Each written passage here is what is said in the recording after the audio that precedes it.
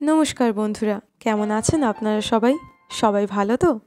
তো আমার প্রিয় আর্মিস বন্ধুরা, আজ জিমিনের যে সোলো সং রিলিজ হয়েছে ক্লোজার দ্যান দিস, সেটা কি আপনারা শুনেছেন? যদি এখনও শুনে না থাকেন তাহলে তাড়াতাড়ি গিয়ে গানটা শুনুন, কারণ এই গানটা তো আর্মিসদের নিয়ে জিমিনের রিয়েল ফিলিং কি তা বোঝায়।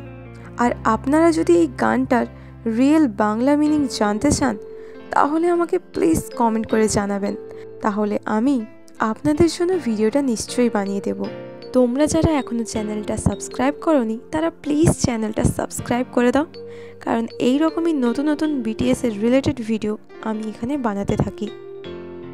সো আর্মিস, বিটিএসের একজন মেম্বার আজ মানে 22শে ডিসেম্বর আর্মিসদের চমকে দিয়েছে। সেটা কিভাবে তা আমি আপনাদের বলছি।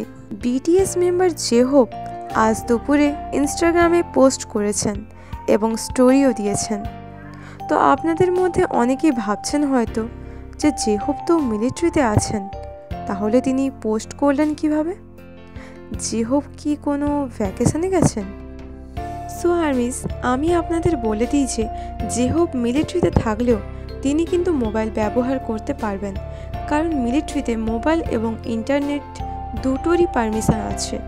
আর এই ফটোগুলো দেখে মনে হচ্ছে যে জেহোপ কোনো ভ্যাকেশনে গেছেন, কিন্তু এই ফটোগুলো কবে তোলা হয়েছে তার কিন্তু কোনো প্রমাণ পাওয়া যায়নি।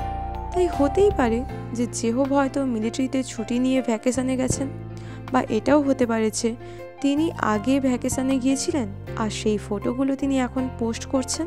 আর জেহোপ এই পোস্টটা করার সময় লুইস ভিসনকে ট্যাগ করে ছেড়েছেন।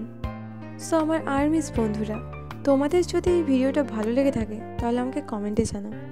আর বিটিএস রিলেটেড কোনো কোশ্চেন থাকলে আমাকে কিন্তু করতে পারো, আমি তার উত্তর দেব দ্বিতীয় ভিডিওতে।